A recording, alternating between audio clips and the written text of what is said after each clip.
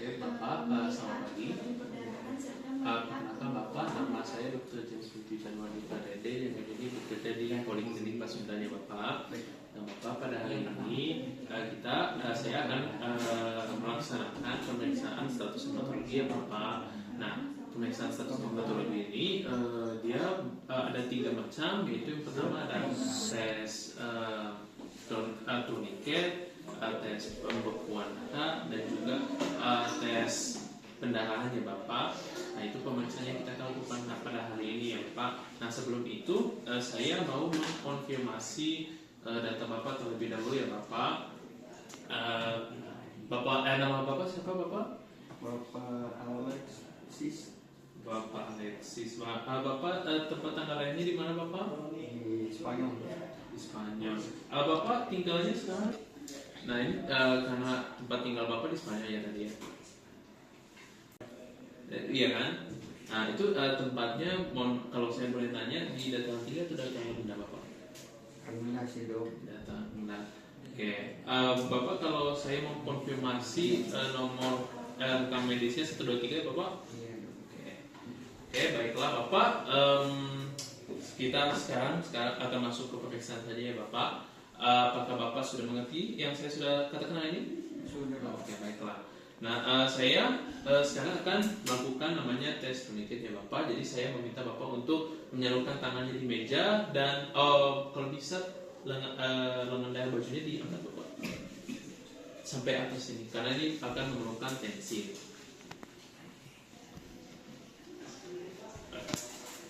Nah, pada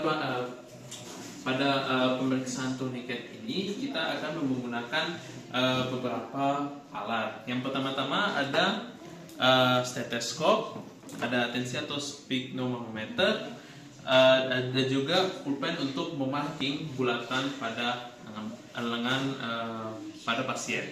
Nah, Bapak tolong relax di sini, tangannya relax. Nah, di sini pada tangan pasien pastikan saya akan membuat lingkaran 5 cm di bawah lipatan antikubital. Oke. Setelah dibuat, saya akan memasang tensi pada di atas lipatan antikubital.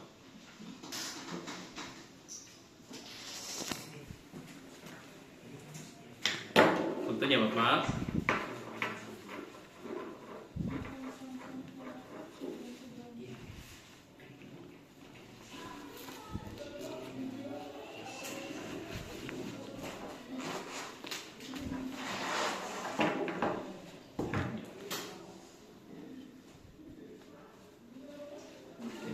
Bapak tangannya dari sini Bapak.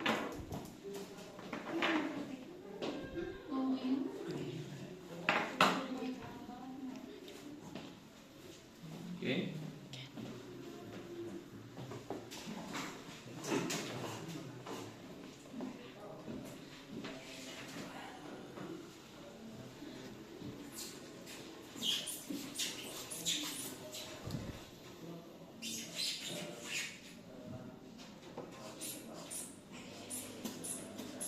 Pada saat tensi ini kita akan mencari diastolik sama siastolik pasien terlebih dahulu.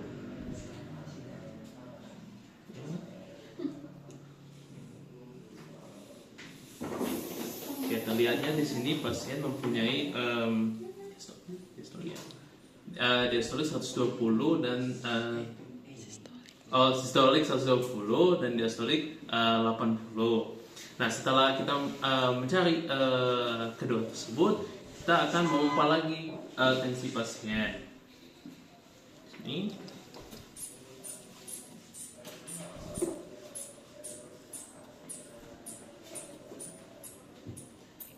Setelah kita menempatkan di area sistolik, kita akan menunggu selama 5 menit untuk tensinya berkembang. Oke, setelah 5 menit kita akan mengeluarkan berdarah dari pompa tersebut. Setelah itu kita akan menunggu selama 5 menit untuk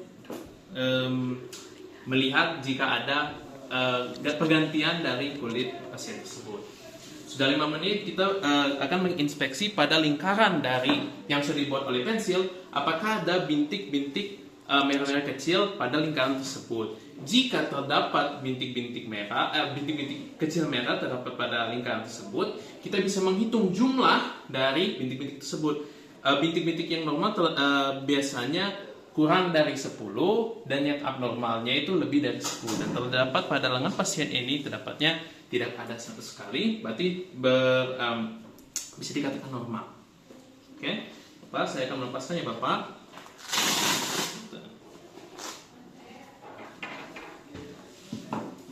Oke, baiklah. Nah, selanjutnya Bapak, kita akan melakukan tes pendarahan.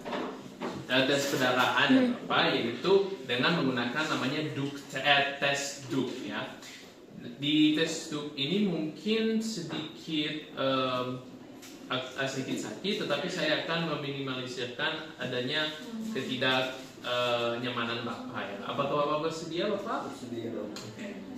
Setelah mendapatkan identitas pasien dan lain-lain, saya pertama-tama akan mencuci tangan menurut 6 langkah WHO dan juga mengenakan handphone. Oke, setelah mencuci tangan dan juga memakai handphone, kita akan langsung aja ke Duke testnya. Nah, pertama-tama saya akan ke sini. Yang pertama saya akan lakukan yaitu mengambil alkohol white yang terdapat pada di sini.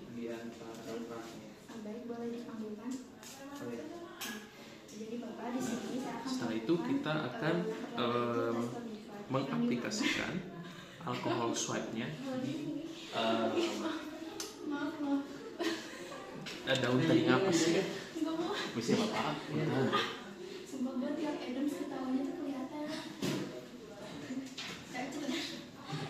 Itu kita akan buang. Setelah melakukan tersebut, kita akan menusuk lancet pada daun telinga pasien. Untuk ya Bapak, sedikit. Setelah itu kita akan mengambil darahnya dan menaruhnya di filter paper.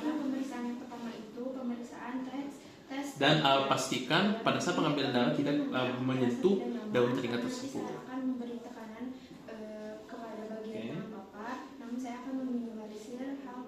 Dan setelah kita udah mengambil darah tersebut, kita akan menaruh di sini. Nah, untuk memastikan tingkat normal atau abnormal, coba di sini. Oke, setelah saya sudah mengambil darah, yang saya juga sudah menggunakan stopwatch selama 30 menit untuk mengukur 30 detik per droplet darah. Saya akan melihat bahwa konten darah di sini terdapat 6 droplet, di mana 6 droplet ini saya bisa mengukur dengan dikalikan 30 dari stopwatch tersebut. Di mana kalau normalnya itu dia 1 sampai 3 menit, kelebihan atau kurang dari itu biasanya tidak normal. Oke.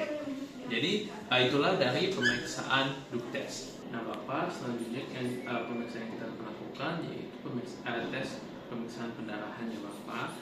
Di mana di tes pendarahan ini saya akan menggunakan jarum ya Bapak. Nah mungkin pemeriksaan ini mungkin sedikit tidak nyaman, tapi saya akan meminimalisirkan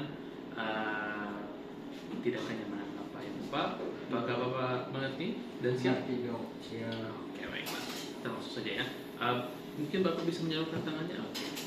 Nah, yang pertama yang saya akan lakukan di sini adalah menggunakan lagi alkohol pad untuk dibalutkan kepada jari pasien. Oh ya, saya lupa, dan pastikan juga telah mencuci tangan dan mengenakan handscoon. Puntennya Bapak. Iya dok.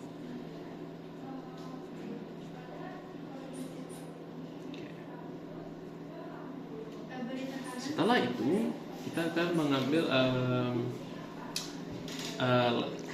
lancet ini dan menusukkan kepada ujung jari pasien. Betul ya Pak?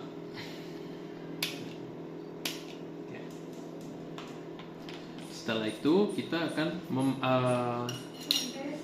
meneteskan darah ke objek gelas tersebut. Dan pastikan pada saat menempatkan darah ke objek gelas terpisah, tidak menyatu.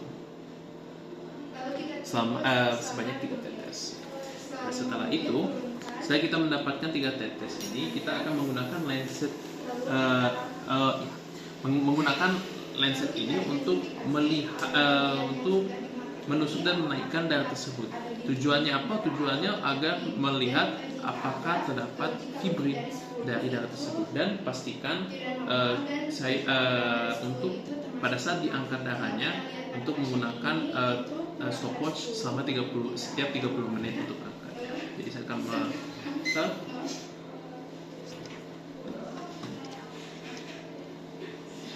jadi kita bisa bisa mengangkat dan melihat fibrinnya. Setelah itu kita bisa melanjutkan hal tersebut selama 30 menit.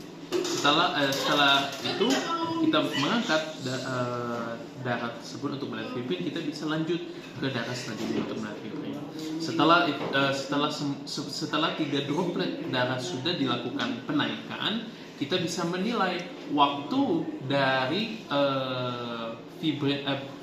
waktu di mana ketiga droplet tersebut didapatkan fibrin, di mana di pasien ini terdapatnya normal, yaitu selama 3 menit untuk mendapatkan semua fibrin dalam 3 droplet darah.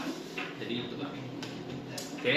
Jadi setelah itu saya akan melepaskan handscoon dan menempatkannya pada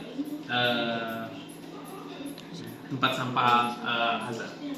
Jadi Bapak, itulah selesainya pemeriksaan ketiga tadi, dari pemeriksaan turiket, pemeriksaan dew, dan pemeriksaan pendarahannya Bapak. Jadi pemeriksaannya sudah selesai Bapak. Terima kasih telah datang ke podcast hari ini. Sekian ya Bapak, terima kasih.